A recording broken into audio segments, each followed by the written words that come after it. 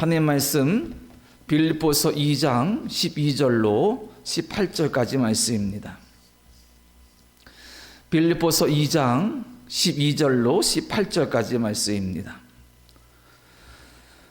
봉독합니다. 그러므로 나의 사랑하는 자들아, 너희가 나 있을 때뿐 아니라 더욱 지금 나 없을 때에도 항상 복종하여 두렵고 떨림으로 너희 구원을 이루라. 너희 안에서 행하시는 이는 하나님이시니 자기의 기쁘신 뜻을 위하여 너희에게 소원을 두고 행하게 하시나니 모든 일을 원망과 시비가 없이 하라. 이는 너희가 흠이 없고 순전하여 어그러지고 거스르는 세대 가운데서 하나님의 흠없는 자녀로 세상에서 그들 가운데 빛들로 나타내며 생명의 말씀을 밝혀 나의 다름질이 헛되지 아니하고 수고도 헛되지 아니하므로 그리스도의 날에 내가 자랑할 것이 있게 하려 함이라. 만일 너희 믿음의 재물과 섬김 위에 내가 나를 전제로 드릴지라도 나는 기뻐하고 너희 무리와 함께 기뻐하리니 이와 같이 너희도 기뻐하고 나와 함께 기뻐하라. 아멘. 자, 우리가 지난 시간까지 5절로 11절, 그러니까 그리스도 창가라고 불리는 말씀을 가지고 4시간 동안 은혜를 나누었습니다. 자, 이 그리스도 창가를 통하여서 초대교회 성도들이 어떤 신앙 고백을 가지고 있었는지, 곧 예수님에 대한 어떤 믿음의 고백, 그리고 아들을 주신 하나님의 그 사랑들을 우리가 확인을 했고, 그 가운데에서 예수께서 자신의 모든 것을 주시기까지 아버지의 구원의 뜻에 복종하신 것, 그것을 보았고요. 또한 그것에 대해서 아버지 하나님께서 아들 예수 그리스도를 높이셔서 온갖 세상의 영광을 받게 하셨다. 그리고 이 모든 것들의 궁극적인 목적은 하나님께 영광 돌리기 위함이다 라는 것을 우리가 나누었습니다. 자, 그러면 이 초대교회 성도들이 이런 그리스도 창과 같은 신앙의 고백을 가지고 살아가라는 거 권면하고 있는 것이지요. 그러면 이 믿음의 고백 가진 성도들, 즉 빌립보 교회의 성도들은 어떤 실제적인 삶을 살아가야 될까? 그리고 그것이 구원과는 어떤 연관이 있을까? 달리 말하면 그리스도 창과 같은 너무나 높고도 아름다운 신앙 고백을 하는 성도들은 구원에 대해서 어떻게 고백하고 어떻게 구원의 삶을 살아가야 되는지, 또 구원을 위하여서 또 어떤 모습과 어떤 생각으로 일상 가운데 살고 하나님 나라를 소망해야 될지, 그 부분을 바울이 이제 오늘 12절로 18절까지 말해주고 있는 것입니다. 그래서 이 부분도 한 몇 시간 정도 나누어서 봐야 될 것 같은데, 먼저 오늘 12절과 13절을 중점으로 보게 될 것입니다. 그리고 내용에 본격적으로 들어가기 전에 12절과 13절에 우리가 좀 주의 깊게 볼 단어가 있습니다. 먼저는 12절 끝에 보면 두렵고 떨림으로 너희 구원을 이루라, 이루라라는 말이 있고, 13절에는 앞부분에 너희 안에서 행한다는 말이 있고, 13절 끝에도 너희에게 소원을 두고 행하게 하시나니, 행한다는 말이 2번 반복됩니다. 이 전체적인 의미에서 본문의 말씀을 좀 이해하려면, 즉 구원에 대해서 이해하려면 이 두 단어의 의미를 좀 알아보는 게 좋겠다는 것이지요. 이루라라는 것의 어떤 헬라어 원어적인 의미는 뭐냐면 완성, 성취 이런다는 것입니다. 그러니까 하나님께서 세상을 구원하시려고, 사람을 구원하시려고 독생자를 보내지 않으셨습니까? 그 예수 그리스도를 통한 구원의 계획이 완전히 성취될 것이다. 우리가 읽을 때는 너희가 구원을 이루라 이렇게 읽었으나 거기에 원어적인 중요한 핵심의 의미는 완전하게 성취되고 이루어진다, 그런 뜻입니다. 그러면 이루는 건 누구냐? 인간이 아니라 하나님께서 이루시는 것이죠. 그 의미가 담겨져 있고, 13절에 행하신다, 이 단어도 하나님께서 전적으로 행하신 의미를 담고 있습니다. 그러니까 하나님께서 행하시니 하나님께서 이루시는 것이죠. 곧 구원에 대한 전체적인 의미에서 하나님께서 어떻게 주권적으로 역사하시고, 그리고 그분의 능력이 어떻게 이 고백 속에 담겼는지를 이 두 단어가 우리에게 잘 상징적으로 보여주고 있다. 자, 이것을 조금 이해를 마음에 둔 상태에서 오늘 본문의 말씀 보면 12절 말씀이 이렇게 말합니다. 이 12절은 우리가 또 잘 인용하는 말씀이기도 해요. 읽으면 이렇습니다. 그러므로 나의 사랑하는 자들아, 너희가 나 있을 때뿐 아니라 더욱 지금 나 없을 때에도 항상 복종하여 두렵고 떨림으로 너희의 구원을 이루라. 아멘. 조금 전에 말한 것처럼 두렵고 떨림으로 너희의 구원을 이루라. 이 한 문장에서 어떤 느낌이 오냐면 종종 이 말씀으로 이런 오해를 했습니다. 구원은 우리가 이루어가는 것이구나. 두렵고 떨림으로. 이 두렵고 떨림도 어떤 의미인지 앞으로 살펴봐야 되겠죠. 그런데 어감상 느껴는 것은 뭐냐면 구원이라는 것, 물론 구원이 한마디로 딱 정리하기 쉽지 않죠. 우리가 생각하는 구원은 아주 단순하게 죽으면 죽어서 하나님 나라에서 사는 것, 이렇게 생각할 수 있어요. 그런데 성경에서, 그리고 넓은 의미에서 진리의 측면에서 본다면 구원이라는 한 단어를 우리의 어떤 입술로 제한된 사고로 완벽하게 이해하거나 설명하기 힘듭니다. 왜냐? 하나님의 영역이기 때문인 거예요. 그리고 그런 하나님의 주권적인 영역의 역사인 구원을 이루라 그랬다고 그 구원을 우리가 이룰 수는 없는 거잖아요. 그런데 어감상으로는 바울이 빌립보 교인들에게 말하기를 너희가 두렵고 떨린 마음으로 이 구원을 이루어야 된다. 구원은 인간이 이루는 것이구나. 예를 들면 열심히 있는 것이라든가 굳건한 믿음의 고백이라든가 아니면 착한 행실, 선행으로 말미암아 이룬다든가, 어쨌든 이 말씀이 조금 오해를 불러왔어요. 그래서 구원을 위해서 인간은 어떤 행동이나 일이나 행위들을 해야 될 책임이 있다, 이런 식으로 조금 오해될 소지가 있었다는 것입니다. 자, 그런데 그것이 아니라는 거예요. 우리가 조금 전에 전제로 줄 때 이루라, 완전, 성취, 결말, 그리고 행하시는 것, 하나님께 행하시는 것, 하나님의 행하시니 완전히 이루실 것이다. 이것은 하나님께 주도권이 있다는 것을 말하고 있는 것이거든요. 마찬가지입니다. 구원의 주도권은 하나님께 있다는 것입니다. 그것에 대해서 13절에 바울이 좀 설명해 주고 있습니다. 13절 보면 너희 안에서 행하시는 이는 하나님이시니 자기의 기쁘신 뜻을 위하여 너희에게 소원을 두고 행하게 하시나니. 자, 빨리 읽지 말고 곰곰이 읽어보면 12절 끝에 이루라는 것은 구원은 우리가 행위나 열심 통해서 이루어가는 거야? 고백을 통해 이루어가는 거야? 라고 생각할 수 있는데 13절 보니까 그런 내가 구원을 이루어갈 거야, 이런 마음이 들었다면 그 마음을 주시는 분은 누구냐면 하나님이시다라는 거예요. 그러니까 구원은 인간이 이루어가는 것, 행위로, 즉 업적주의 같은 것으로 내 공로로 인하여서 없는 것이 아니라 하나님께서 우리의 마음속에 구원을 향한 열망을 주셨다는 거예요. 그러니까 하나님이 이루어 가시는 것이지요. 그래서 바로 바울이 말하기를 너희 안에서 행하시는 이는 하나님이시니 자기의 기쁘신 뜻을 위하여 너희에게 소원을 두고 행하게 하시나니, 하나님께서 우리의 마음을 움직이시다는 거예요. 구원의 주권은 하나님께 있다는 것입니다. 예를 들면 이렇게 할 수 있겠죠. 바울이 2차 전도 여행 중에 우리가 얼마 전에도 설교를 통해 좀 보기도 했은 것처럼 드로아를 건너서 마게도냐로 가서 빌립보 교회를 세우지 않습니까? 지금의 지명으로 본다면 유럽 선교의 첫걸음이 빌립보 교회가 된 거예요. 자, 거기서 바울이 이제 빌립보에서 데살로니가, 그리고 좀 지나서 베레아, 아덴, 고린도, 이렇게 이 마게도냐, 아가야 지역, 지금의 그리스 지역을 복음 전도합니다. 성경에 나오는 아덴이 지금의 아테네입니다. 아테네. 그 당시도 아덴은 그리스에서도 즉 엄청난 중요한 도시였죠. 바울이 이 아덴 가서 복음을 전파하는데 사람들이 시장에 몰려 있는 거예요. 당시의 시장을 우리가 아는 언어로 아고라라고 부릅니다. 아고라.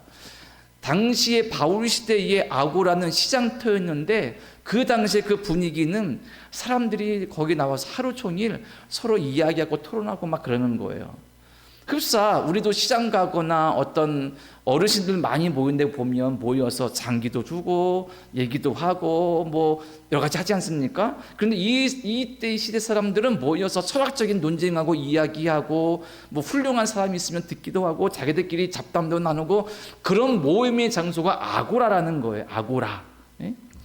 바울이 거기 가서 쭉 보니까 이 사람들이 하는 내용들이 말하는 내용들이 뭐 그리스 신에 나오는 제우스가 어떻고 어떤 신이 어떻고 그런 얘기들 많이 하는 거예요.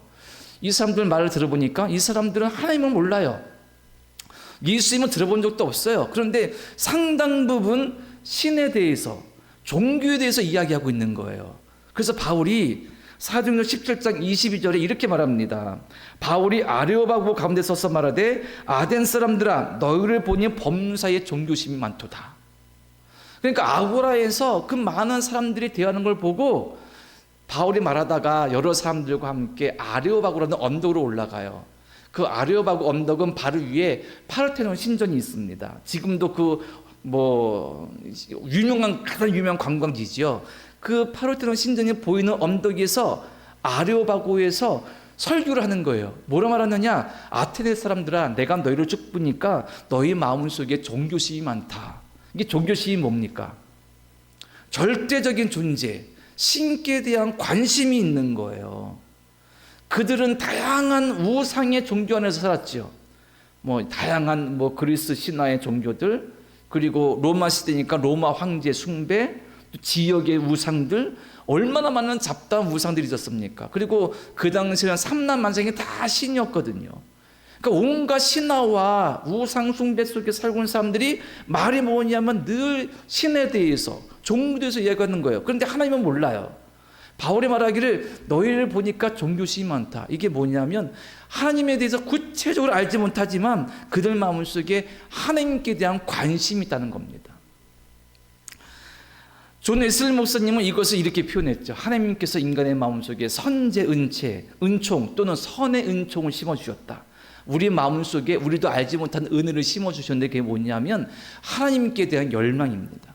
하나님을 알고자 하는 마음. 그래서 바울은 그것을 종교성이란 말했고 웨슬리는 그것을 선제 은체, 은총, 선제 은혜 이렇게 표현한 것입니다. 이것을 우리 좀 말로 표현하면 우리 마음속에 지금 교회를 나오든 안 나오든 기독교를 믿든 불교를 믿든 다른 교를 믿든 사람 마음속에는 누구다 공통적으로 신에 대한 관심이 있어요. 물론 시대적으로 마음이 완악해져서 종교를 부정하고 멀리하고 신을 부정하는 무신론자도 많지만 그들 마음속에도 보면 어느 순간에 위기의 순간, 고통의 순간에 절대적인 존재를 찾고자 하는 마음이 인간 속에 있는 겁니다. 이것이 하나님께서 인간을 만드실 때 담아놓으신 마음인 거예요. 요즘 특히나 영화, 드라마 보면 왜 인간이 만드는 영화에는 사후세계가 죽음 이후의 세계, 귀신, 여러 가지 이상한 세계들을 주제로 한 영화, 드라마가 많잖아요. 왜 그런 걸로 주제로 만들까? 그만큼 그게 흥행도 되지만 사람들의 본래적인 생각과 마음 속에 우리가 알지 못하는 영적 세계, 신비한 세계, 우리가 알 수 없는 어떤 사후의 세계, 우리가 알 수 없는 신비한 세계에 대한 궁금증, 달리 말하면 열망, 아니면 그것을 쫓고 차가워져 하는 마음, 그 절대적인 존재를 의지하고 싶은 마음이 있다는 겁니다. 그게 하나님께서 우리의 마음에 심어놓으신 거예요. 때문에 바울이 말하기를 두렵고 떨림으로 너희 구원을 이루라. 이것은 너희가 착한 일하거나 믿음 좋은 일을 해서 너희 구원을 스스로 만들어가는 것이 아니라 13절 말씀을 통해서 본다면 너희 마음속에 하나님께서 선한 소원을 주고 기쁘게 행하시는 것이니 너희가 너희 마음속에 있는 그 구원에 응답하라는 것이죠. 결국 하나님께서는 사람에게 이렇게 구원에 대한 하나님께 대한 열망을 주셨고 그 구원을 향한 절대적인 존재를 향한 발걸음을 내릴 수 있는 마음을 주신 겁니다. 그리고 우리 하나님께서는 아들 독생자 예수님을 통하여서 그 구원의 길을 가로막는 죄의 문제, 죽음의 문제, 그리고 여러 가지 삶 가운데 고통의 문제들을 뛰어넘고 예수 안에서 그것을 해방되어져서 오직 하나님 바라보며 나갈 수 있는 마음을 주셨다는 것입니다. 때문에 이 바울의 첫 번째 말을 통하여서 우리가 구원에 대해서 완전하게 다 알 수는 없지만 구원을 이루시고 주시고 성취하시고 완성하시는 분은 하나님이시구나, 이것을 먼저 깨닫게 되는 것이죠.